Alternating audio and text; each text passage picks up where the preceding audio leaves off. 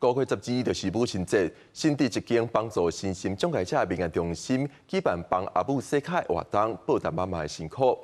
中心也邀请附近的居民做伙来参与活动，以行动展现对妈妈的感谢。看到厝内囡仔帮忙洗脚，有人拿洗跟拿抓铃，每一个阿母心肝内充满感动甲骄傲。在洗脚的这时势，拢是客人中心的学员，让人看了真感动。就很高兴，尤其是在这个母亲节的前夕，能参加这种活动，真的心里都会很快活。这样，很高兴跟妈妈洗脚，知道要孝顺妈妈。过的母亲节很快乐。谢谢妈妈。谢谢妈妈，给我们成长长大。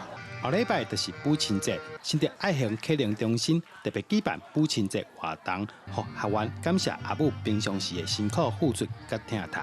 为这个母亲节的一个活动，我们能够推广，大家来推广这个孝亲。我们邀请了60组的这些母子，那当中有30位是我们曼菲尔，就是身心障碍朋友的妈妈们，让他孩子来帮他们洗脚。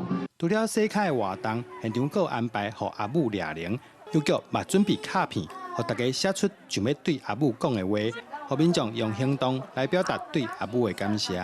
记者杜君和新竹报道。